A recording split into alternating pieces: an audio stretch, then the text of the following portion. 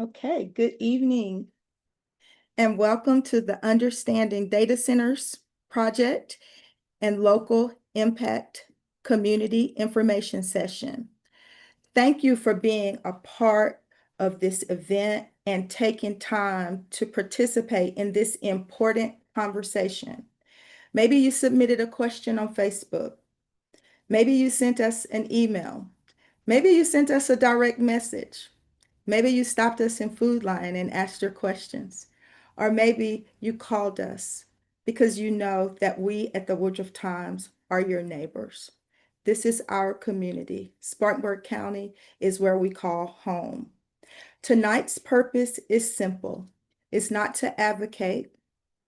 It is to provide clear, factual information about the proposed Project Spero development in Spartanburg County.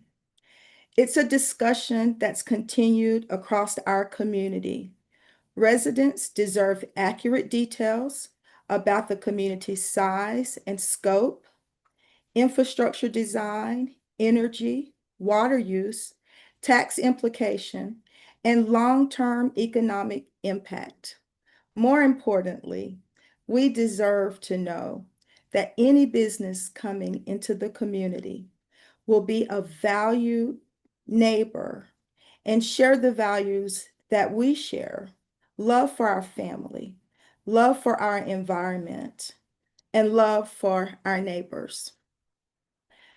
At the end of the last county council meeting, Councilman D. Shields, who represents Spartanburg County District 4, gave all of us a challenge to pause and do our homework. Tonight, we are pleased to share some of the results of those homework assignments. We're going to start our session tonight with opening comments from Councilman D. Shields, and then opening comments from Mr. Jerry Tang, who is the founding partner for TigerDC and leading the Project Spero effort. And then we're going to have Dennis Hayes to give some opening remarks. So, Councilman DeShields, the floor is yours. Well, thank you very much for having me tonight. Like I said, the pause in the Spero project, as far as county council's concerned, was an effort to spend some time learning exactly what the data centers inquire. Everybody is watching Facebook and social media, and we wanted to spend some time and effort to get the true outlook of what is being seen, what is the older facilities versus the newer facilities, the difference in environmental standards in different states versus what we have here in South Carolina and in Spartanburg County. It was an effort to be a undecided party to what we should be looking at as far as the Spero project itself goes in my district. So we wanted to really spend some time and get to the bottom of a lot of questions that were going on, because you have to understand the quality of the information that you receive. And this was a pause to take some time to learn some of this. Thank you so much for that pause, because it certainly gave us an opportunity to reach out to the decision makers to find out what those questions were and to connect with the right people. And one of the right people in this conversation, one of the right persons in this conversation is certainly Jerry Tang, who's just been a champion for this project and is the leader. So Jerry, would you please talk with our audience about the size and scope of the project? Thank you, Veriva, and thanks for the opportunity to join this Zoom meeting tonight. And I think there's a lot of noise out there about data centers, specific about Project Spero, because there's a lot of unknowns.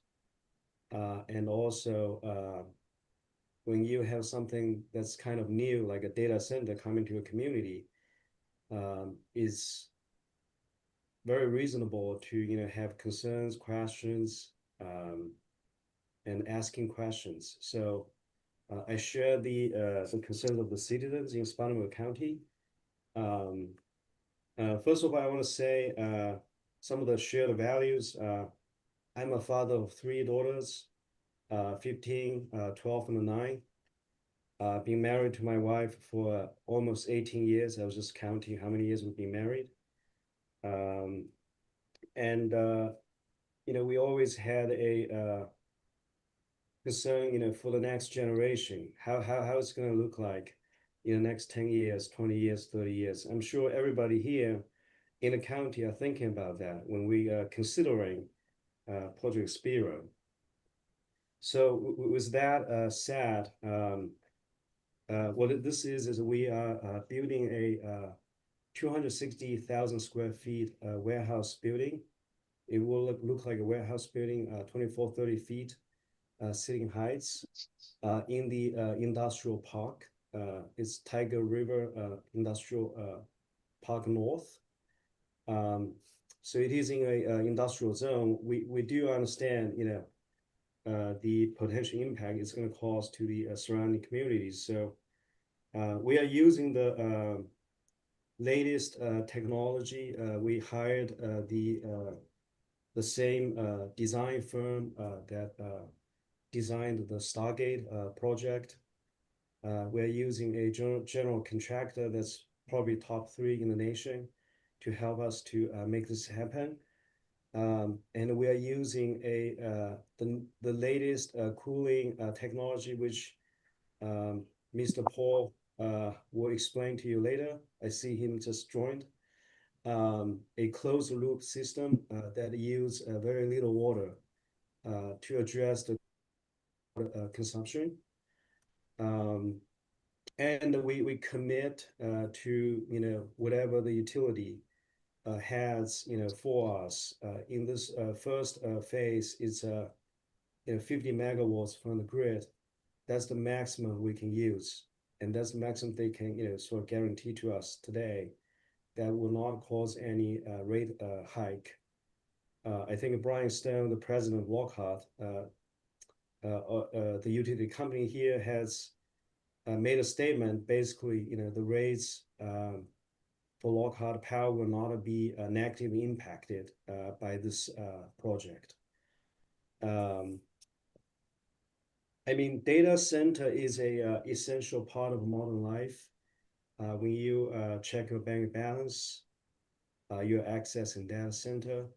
When you go to the doctor's office, your doctor checking your health records. Your doctor is using data center to do that. When you are making a 911 call to emergency service, it's probably going through a data center. It's everywhere. When you are buying things online from eBay, from Amazon, is going through data center, stored data and processed in data centers. It is an essential aspect of our modern life, and it's been around for 3 decades, started in the 90s. Yep. This AI boom has caused quite a bit of a sensation because it seems like it's a brand new thing, but it's been there for a while. And it is an opportunity for the industry to modernize. And that's why we're using the latest technology to save water and save as much power as possible on cooling. The power efficiency has increased since 5 years ago, even 10 years ago, by 20, 30, 40% for data centers. So we're trying to be a good corporate citizen. I have been doing business. I'm part of the community already. I'm not a newcomer. Being in the community for over 4 years. I started coming to Spartanburg in 2021 and have established many relationships with local communities. We have been a sponsor for Spartanburg Community College for their annual fundraising. And generally we love Spartanburg County as a great place to do business, and the people here seems to have similar value as myself. I focus on, what I do, what I can execute. I think Spartanburg County has the same people here. I saw where you call Spartanburg County your second home. So it seems like you have spent a lot of time here since 2001.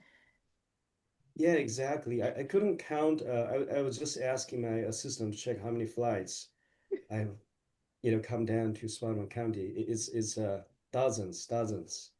So you mentioned about the 50 megawatts of the grid that the data center would use. From my understanding on all the research I've done, the facility is currently underutilized right now. So there was about $745 generated from this site in property taxes of all of 2025. So it doesn't look like they were paying much power bill in that facility. They were not using much energy in that facility. So from the data in speaking with and listening to and hearing Brian Stone talk about what's available to the industrial park and understanding how the grid works. So just in putting it plain, that infrastructure will not take away from the power that's being used and relied on by residents. Is that accurate? That's my understanding, and Brian, obviously, he's the expert for Mhm. this. That's what I have been told. Okay. Otherwise, he wouldn't, have agreed to give us the, additional 50 megawatts. Okay, great. And so then, Paul, thank you so much for being here. And since Jerry talked about the cooling and the water use was certainly another concern that citizens raised and residents reached out about, can you talk about how the modern day data centers are cooling these facilities to be able to operate? Because we know water is the enemy, condensation creates a problem for the servers in the data centers. So can you talk about the up-to-date technologies that create water use efficiencies? Yeah, absolutely. And it's a pleasure to be here. Thank you for the invitation, Maria. I always enjoy talking to you. And I want to premise this with I had an opportunity to meet with and talk to Jerry a few days ago. And I want to tell you his commitment to this is absolutely genuine. It was refreshing to me because we always sit at the center point on the cooling systems, and I'll get to that in a second. But it is what the community and their concerns and their voices, those are important. That's us. That's where we live. Um, it bothers me a little bit on Facebook when I see people from the community think that they are being disregarded by the council members and things like that. If they knew that all of the background information and the research and the hard work that went into the community portion of it first. And then to meet Jerry was very refreshing and to talk to him about that because when he talks about his family and his history before he talks about everything else, it tells you the kind of person that he is. And I found that to be genuine. No microphones, no cameras, just two guys talking. So I'm going to go ahead and plug that too. I've been married 36 years. I live in the area. I have 4 children and I have 3 grandchildren. And I sure as hell care about the community and the environment a lot. It's why we work. We work for our families and things like that. It's not backwards. So I think that's at the heart of the discussion. So I wanted to make sure that we talk about that basic portion before we get into the thermodynamics, which is the boring part, but the essential part. So when we talk about data centers, there are two souls to a data center. The first soul is power. There is no data without power. And the second soul of a data center is cooling. All computers shut down without cooling. So the basic core of a data center is it's really no difference than your laptop on steroids. And so if we talk about a data center, what is it? It's just a whole bunch of computers operating constantly. And that's for a very, very important reason. I had just written an article for the UK about how they had chosen not to do heavy power in certain industries. And the big concern over there right now is they're falling behind on the military side, on the healthcare side, on the logistics side, on the transportation side. Data is absolutely necessary. Data is our friend, no question about it. Data takes power. So we have to accept those as those are givens. Without those kind of key portions into a community, it's the community is going to move backwards very, very quickly and get left behind. So we need to rethink that as a community. Certainly, our concerns are about the environment, and the environment isn't just the air outside and how green the grass is. The environment includes noise. It includes the number of jobs. It includes the amount of electricity and how that impacts our bills. All of those things come into play here. So this is a very good holistic conversation, and I want to thank you for hosting it. It's very important that we're doing that. Now, sorry for that long run around, but I thought it was important to preface it. Let's get to the basic question here. How about cooling data centers? Cooling has changed dramatically in the last 10 to 15 years. So I think to the community, it's very important to know when we're talking about industrial cooling, it's different than what we used to think about industrial cooling with very large single stage compressors and big fans and just they'd put them wherever they needed to and they were sound and the sound was obnoxious. It truly was. Since then, actually, and I'm proud that AirSys is really focused on innovation. Our slogan is balance the environment, and we mean that. And every innovation meeting we go into, which seems to be 5 times a week now, focuses on these core ideas.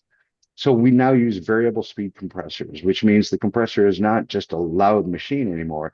The compressor varies its capacity to only the needs that are being called upon. So as data usage is low, the compressors run very low, if at all. And when the demand gets high, then they move up, but they're built to be very, very quiet. The same with the fans. I think most of the sound that people refer to are from the fans on the cooling system. The fans are integral to that, but the fans also are all variable speed now. They're extremely energy efficient. They calm down when the load is calm. They boost up only when the heat is necessary. And again, it's important to go back to the fact that cooling is not a luxury. It's not like we think about in our homes where it's nice to have cooling. Well, in South Carolina, it's really nice to have cooling. But it's critical. Without the cooling systems, there is no data center. All the servers shut down within minutes. So it is imperative to the system itself. So at that point, then it becomes imperative to people like me and incumbent upon people like me to design intelligently. In the past, in industrial centers, I think design went first, cooling was the last thing thought of, and it was put it where it can go, and that's what we get. Now we're a lot smarter than that. Cooling can occupy so much of the energy of a data center that we have to be very careful and considerate. So now we design with cooling as a pre-thought, part of the initial design going into it in respect to how much energy we draw. You've probably heard the term recently, data factories. A lot of people are calling data centers the data factories, the AI factories, and things like that. In a way, they are.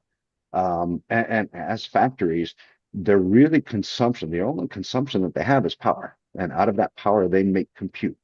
So let's look at the worst that we hear from the community saying data centers are just greedy, which they're not. They're investing a lot, and the return on investment is quite often 10 to 15 years before they get a return. But we look at them as factories and we say, hey, out of that, all of that power coming into the data center, how much compute do they get to put out? And everybody looks at people like me and they say, well, how much is the cooling using? Traditionally, cooling would pull 40% of that entire electrical power load before they could even generate compute. And that's an enormous amount. Nowadays, we can get that down, especially through liquid cooling technologies, we can get that down to 10, 15, even 20%, somewhere in that range. And so they can produce a lot more compute based upon the power that's provided to them by the utility. So there's a lot of strategy, a lot of thought, and a lot of consideration that goes into the design of these data campuses that we're here to talk about tonight. Okay, and we'll come back to you to share some additional information, in particular about the lighting. People have asked about the lighting and the 24-hour 24/7 operating systems that happen and how the noise is dealt with on that. So I'll come back to you for that with lighting and noise. I wanted to give Dennis an opportunity for some opening remarks, being that he's someone who helped launch the digital age, who now lives in Spartanburg County. And Dennis, why do you believe having a modern data center infrastructure is important to Spartanburg County's economy and its long-term competitiveness? Let me take you off of mute. Hold on one second, Dennis. I'm sorry. He's at the bottom. Oh, got you.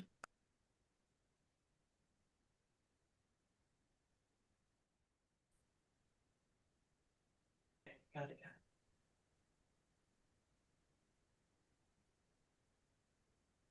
He's talking.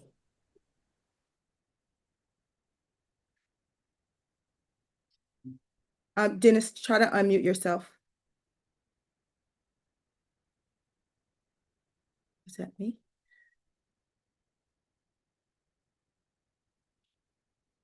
Okay, try to unmute yourself.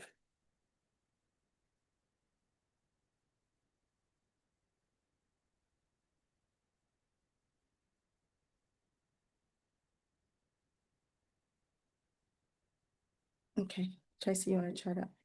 I'm clicking it. It's saying it has to unmute. It's not letting me unmute. Okay. Dennis, you look like you're unmuted. Hello? Okay, I can hear you. All right. Well, thank you. Sorry about the technical issue there. We get the switch in the right position. Maybe the technology will do what it's supposed to. That's right. Thank you. Let me also take a quick minute and tell you a little bit about me.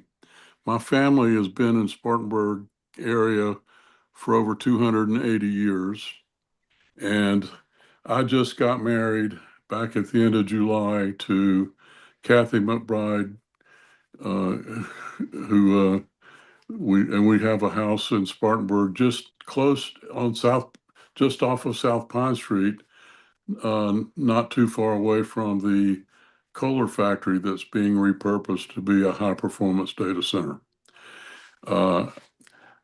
I went to Spartanburg High School and left to go to Georgia Tech. And my first job out of school was at a data center in Atlanta. So I've been in data centers and worked in data centers and know a lot about them. Last fall, when there was a lot of discussion about data centers in Spartanburg County, I took some of the things I knew about and I created a series of 15 articles that we published on the Spartans First website and shared on social media. And we wrote a outline for an information request for what we should know about data center infrastructure. And published that as well. And Jerry covered a lot of the topics about why data centers are important. But in addition to the consumer-oriented things that we all know about, using your smartphone, even the phone switching itself goes through a data center nowadays, and the internet, all the internet functions, all the cloud computing, all your corporations are moving their major software applications from a computer room in their headquarters building into data centers to do their processing on the cloud. And a other thing that's in addition to the normal functions you see as a consumer, it's the backbone that runs the manufacturing infrastructure of areas like Upstate South Carolina. All of our factories rely on computer systems running their enterprise resource management, their materials management, their order processing, their purchase orders to their suppliers, their scheduling, their logistics, all their transportation requirements, their factory scheduling, all their human resource and management functions are all done on computers, mostly now moved into data centers. And so that's important to the manufacturer, all the companies that do manufacturing, logistics and transportation industry throughout the upstate area, and Spartanburg's right in the middle of that. And So so, and there's, so go ahead. So to your point, as we talk about residents, it's not just individuals that need the data center. It's also the small and large businesses in the community that need access to the data centers. Absolutely. And with the American Technology Venture Lab, we're working with science and technology ventures that are just getting started with their founders. And some of these are software companies or medical products or biologically oriented products, or transportation or material type of products like composites and things of that nature. All these businesses need computer capability to ramp up their operation. And increasingly, they're starting with AI as at the time they begin. When I started the modem company in Norcross, Georgia, in 1979, we had some computers. Now we have computers with AI, and the AI application allows the productivity to be multiplied from what it was when we just had spreadsheets and word processors.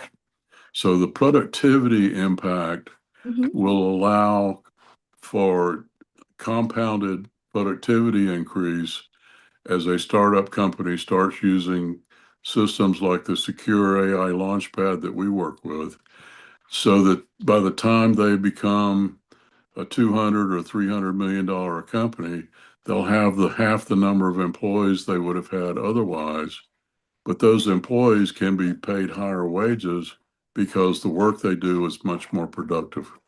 And so instead of losing jobs, we'll be creating jobs that require smarter, better prepared individuals who can do the thinking and use the computer to do the work. Well, thank you for introducing the sheer financial impact that data centers can have. We have another statistic that over the next 30 years, it is projected that Project Spero will generate approximately $249.8 million into the Spartanburg County community. And I'd like to transition back to Councilman D. Shields, who is the councilman for District 4, which is one of the fastest growing areas that includes Woodruff, Duncan, and communities near the I-26 and I-85 corridors.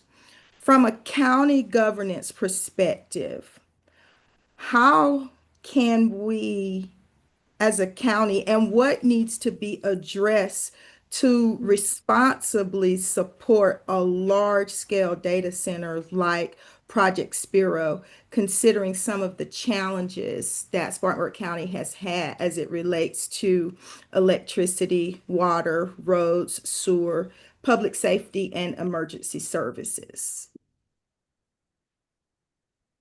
Tracy, can you unmute?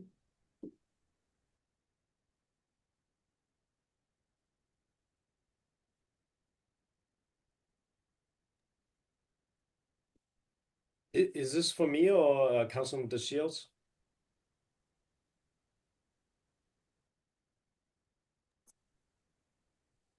I think that's it.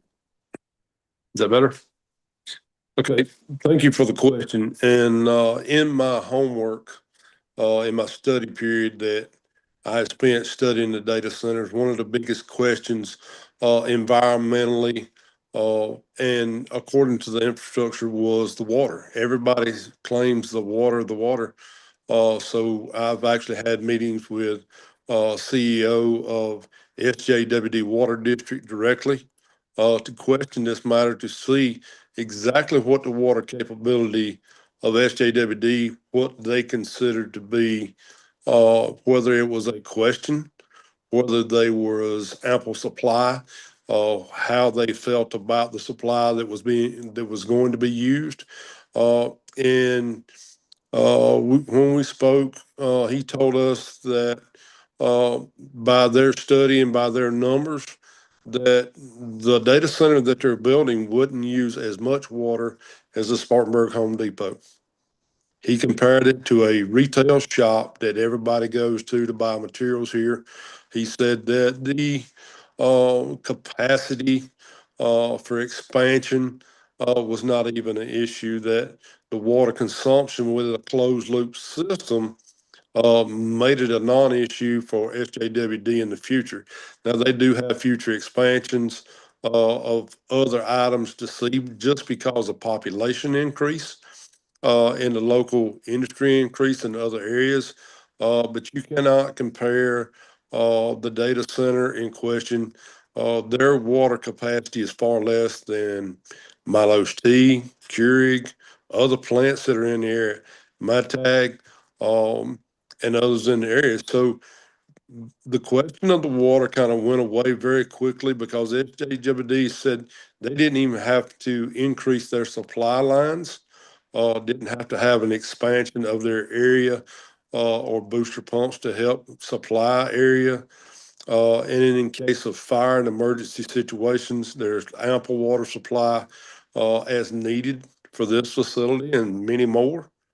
So that become a non-issue. We kind of backed up to the issue of the power.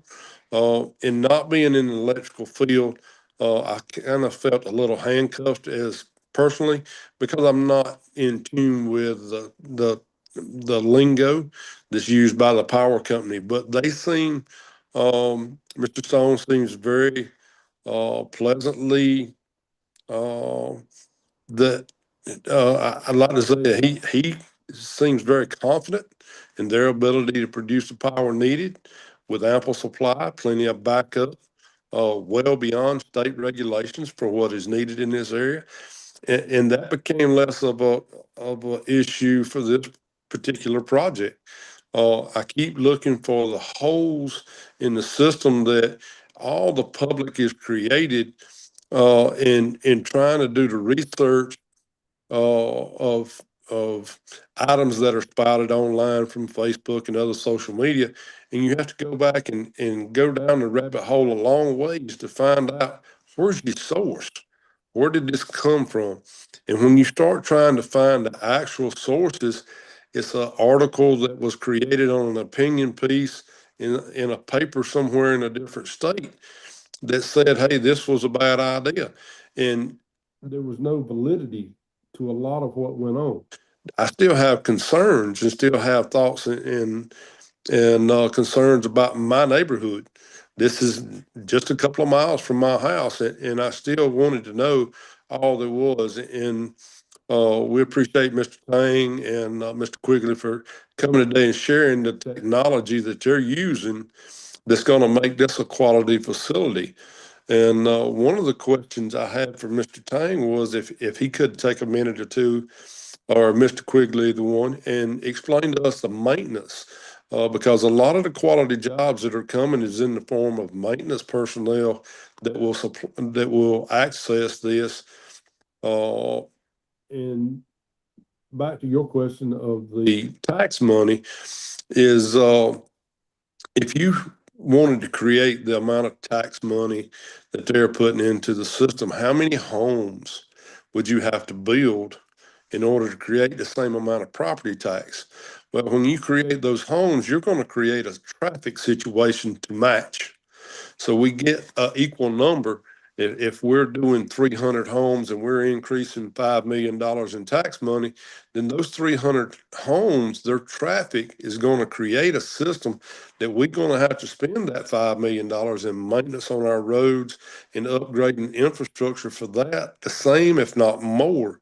So looking for a balance in a way that's going to be beneficial to the community as a whole is what we've been researching. That's what I'm hoping for in this conversation. You're on silent, Mr.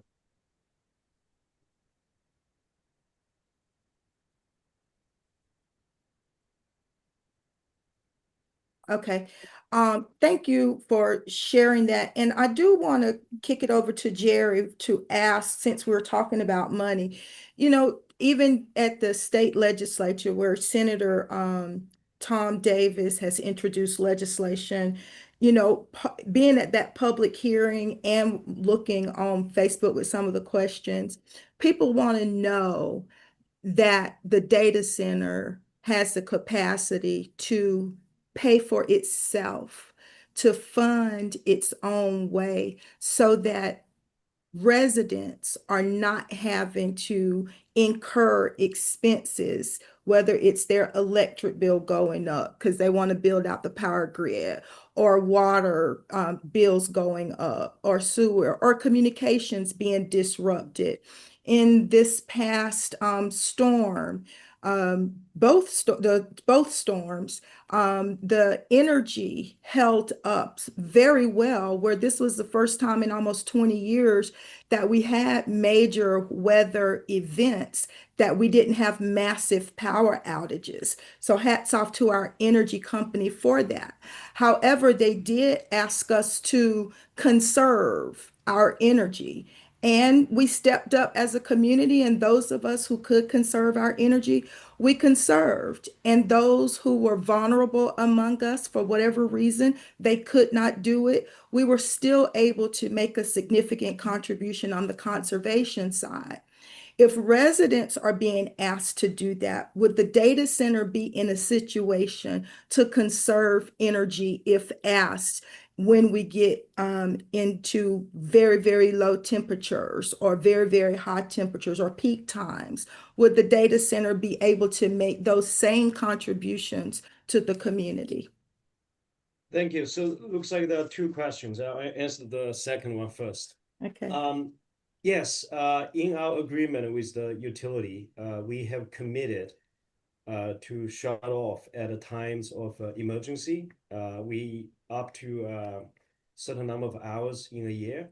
So let's say if there's another snowstorm or another Helene, there's a disruption, we will be called upon by the utility to curtail our power consumption. The reason we can do that is, as a mission critical facility, we have a backup power on our own that we can use to power that for that period of time. Does that answer your question? That answers my question. If we can be asked to reduce our power usage and do it, you can too. And I thank you for answering that question. Sure. And the first question is how much burden will this facility potentially cause to the community, right?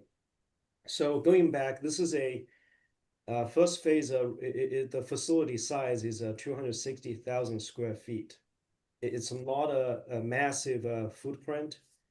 And we expect to have about 50 jobs that will be related to the data center. So there will be computer technicians, there will be electrical technicians, there will be monitoring and also securities monitoring the health of the data center.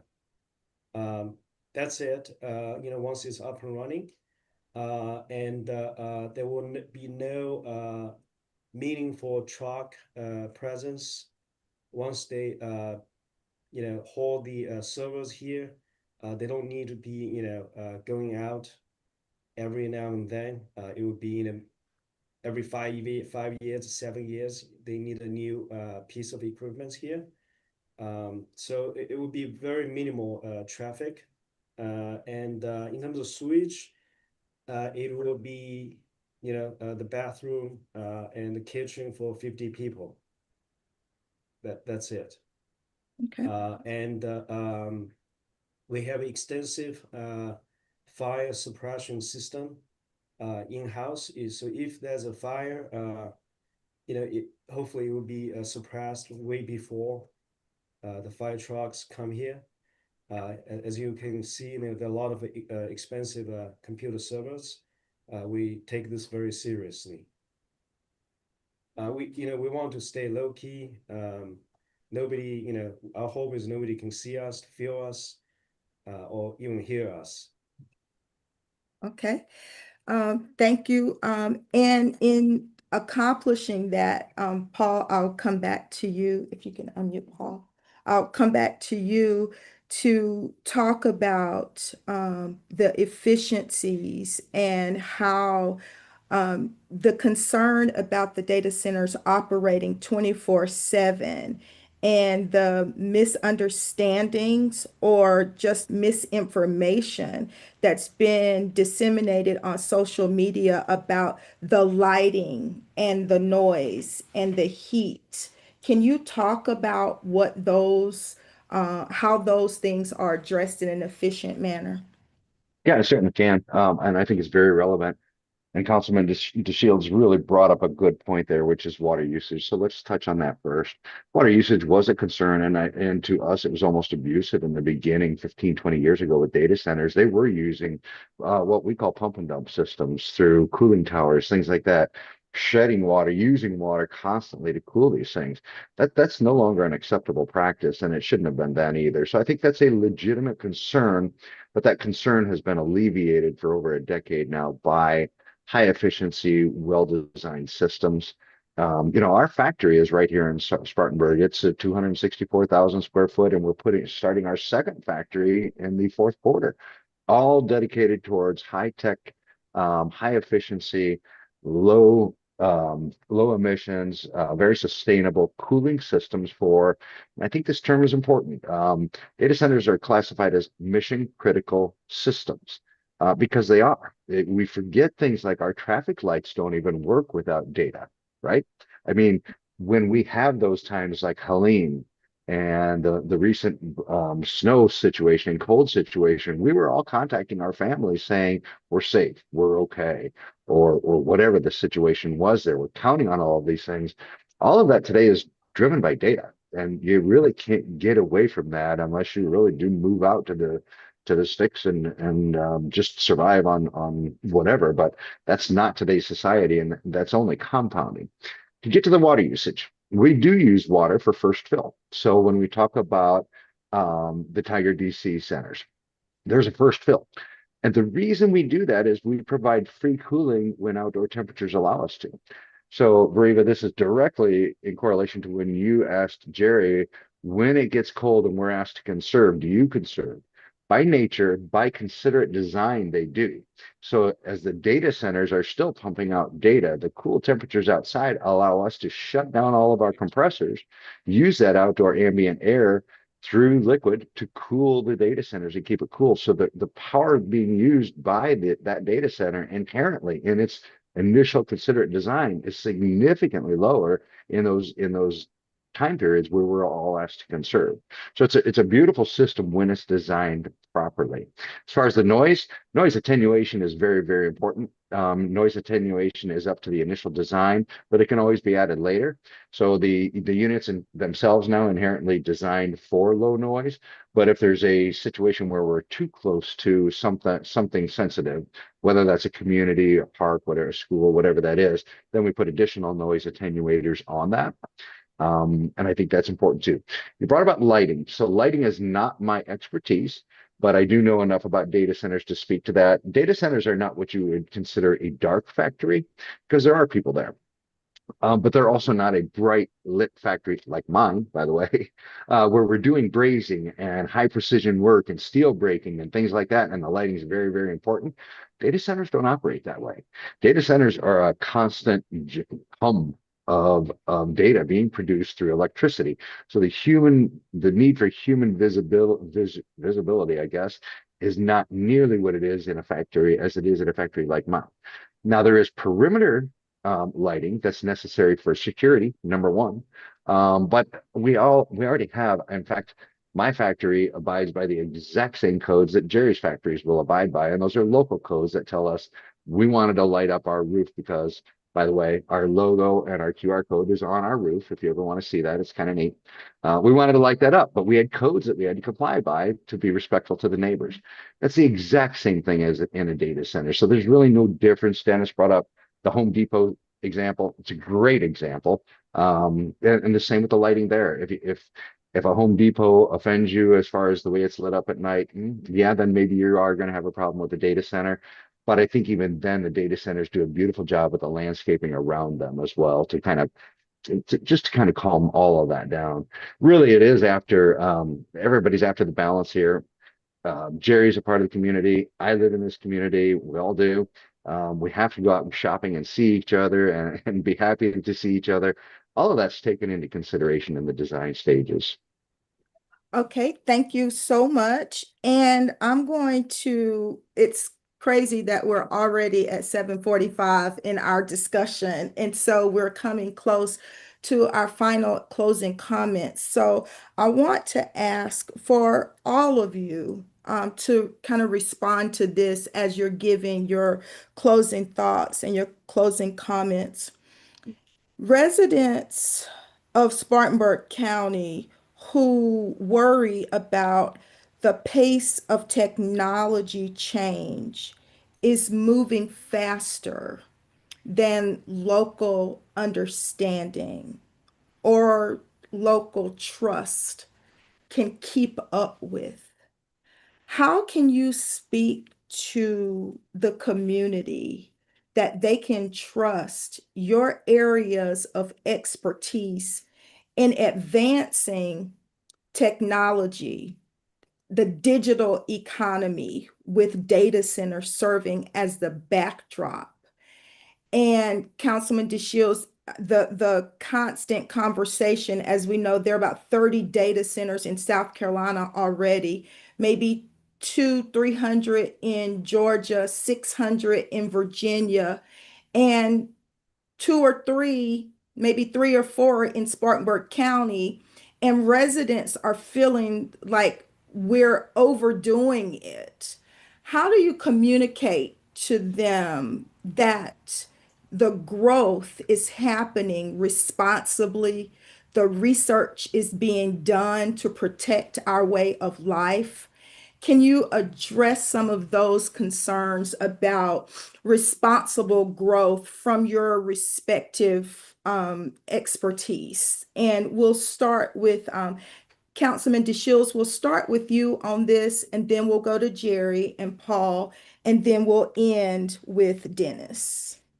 Well, we've addressed a lot of the issues that residents have brought forth through social media and conversation and actually in the county council meetings. And as far as being part of the land use committee of county council, we've looked at performance zoning ordinances to make sure that the lighting issues are not a big heartbreak to the neighbors that are left close to the facilities as they're built. A lot of the regulations that we see for the data centers and for the development come from the state level and work their way down to us. We only enhance what we can, and to bring the point better to the forefront is we're addressing environmental issues first. From that standpoint, making sure that power drain, water drain, uh, even as far as runoff and sediment from the construction sites are all being addressed on a daily basis to be looked at. The negativity is sometimes louder than the positivity.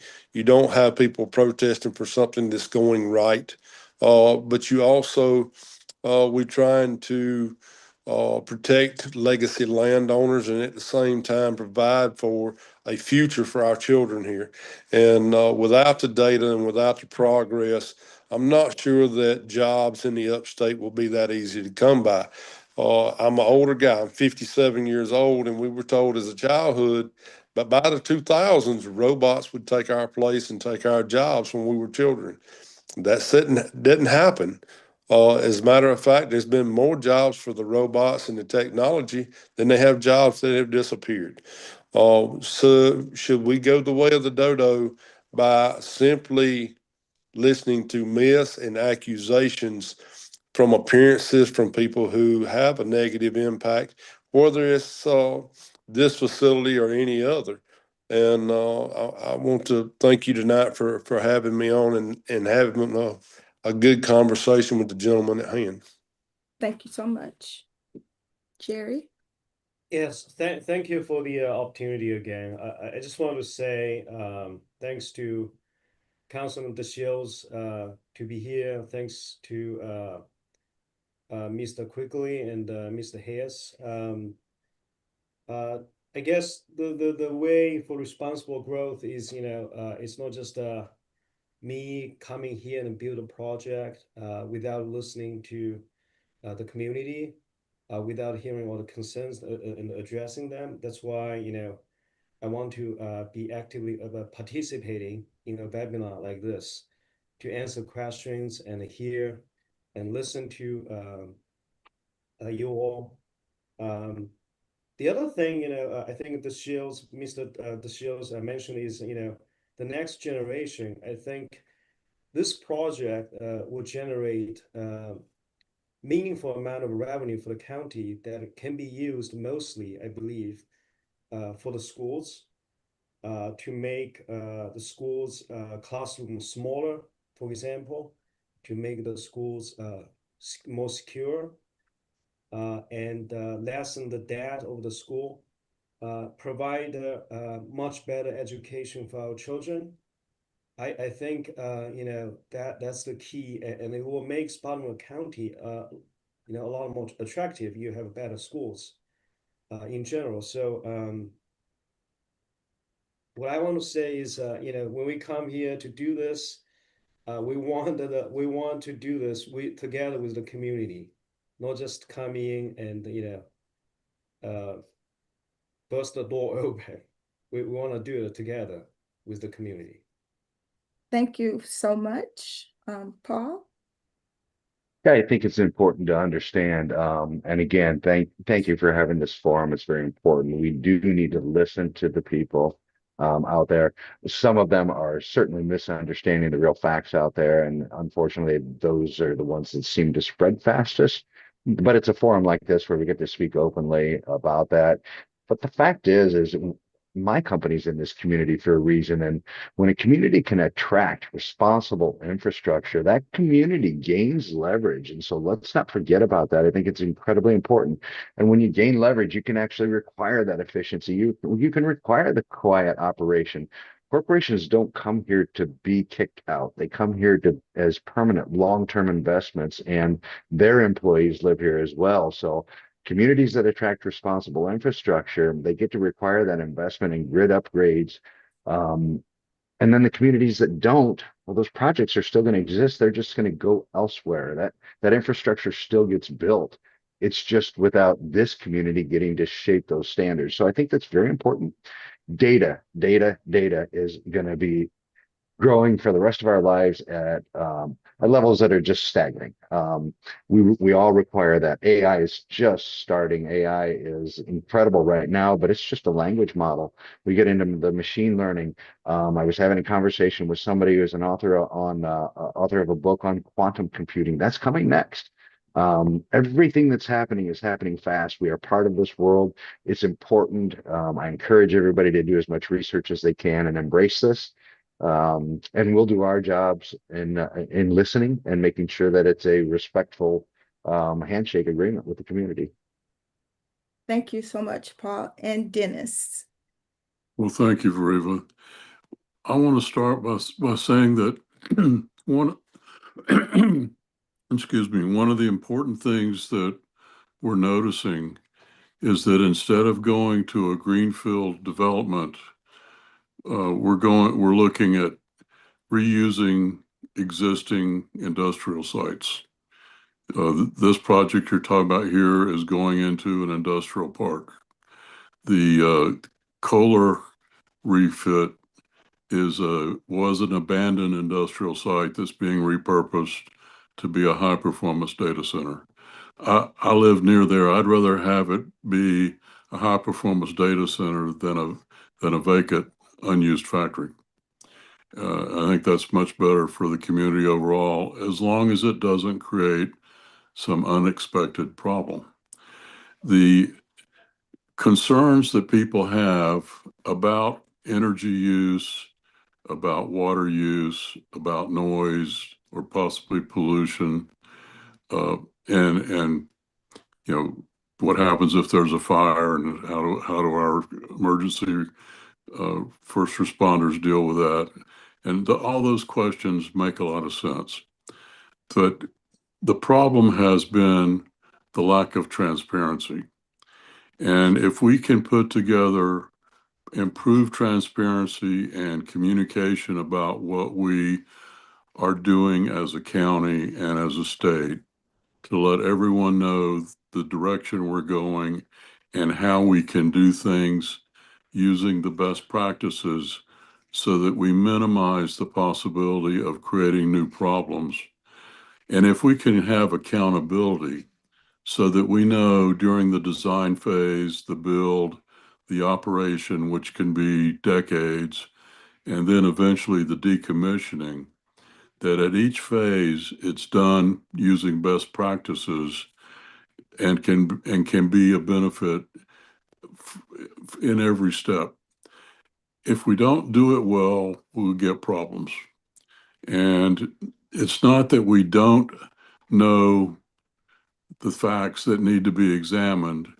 It may be that we've not been as organized about it or as open about it as some people would like. So I'd hope we can, going forward, do a better job of sharing information with the public, having the county commission open information earlier. I know sometimes there's a need for confidentiality while a company is putting a project together, but at some point there needs to be openness, and I think there's a good bit, but maybe we can do some improvement to where we take the fear out of it. People are generally afraid of computers centers in two ways. And first of all, it's the building, the infrastructure, the noise, the power use. They're afraid that the power demand will cause the general power rate to go up. And guess what? The data center got announced and my power bill went up at the same time. They must be related. But that's not necessarily one caused the other. The infrastructure continues to need investment just to carry the base load of the population. And for years, we've underinvested in grid and we've underinvested in firm capacity. Firm capacity meaning turn the switch on and it works. For many years, we, as a society, invested in what they call renewable capacity, and it doesn't always come on if the wind's not blowing or the sun's not shining. And you need backup storage and other infrastructure to make it work. Whereas nuclear power, like we have in the state, and gas powered, or what formerly was done with coal, you turn the juice up and the power comes out. So those issues need to be opened up, and certainly there's a role for the state and a role for the local community. And those of us who have experience, I think, are willing to help share the information we have. We've tried to publish information to share our concerns and how things could be done better and address that transparency and accountability that go together to keep us in a productive, healthy, and prosperous environment. Thank you again for your time. Thank you so very much, all of you, for lending your expertise to this conversation. And perhaps tonight, where there were gaps in information, facts can fill those gaps. Where there were uncertainty about who's behind this and whether our leaders are thinking about growing smart, hopefully there's now confidence in the accurate information that was shared. We at the Woodruff Times love the messy part of our democracy, whether it's liked or disliked matters not to us. If it's accurate, if it's factual and reliable information that you can raise your family in a safe environment, drink water, go turn your light switch on and have confidence that you're going to have energy and heat that your family needs. Misinformation does not deserve to make our residents uncomfortable and fearful when we have a bright future that we can participate in the digital economy. I thank each and every leader who stepped forward in the public space to have these conversations and fill in these gaps.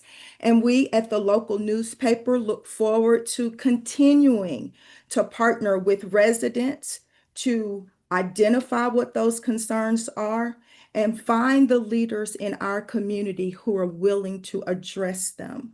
So if you'd like to subscribe to the Woodruff Times, please feel free to go to our website at www.thewoodrufftimes.com. This recording will be on our YouTube channel where you can look at it later if you want to verify some of the facts or information that you heard. And also, those of you who plan to go to the Spartanburg County Council meeting, the next one is February 16th, and I'm sure they look forward to seeing you there. Just because something is loud doesn't make it right. Stay focused, and in the spirit of Councilman D. Shields, everyone, let's keep doing our homework. Thank you all for joining us, and we look forward to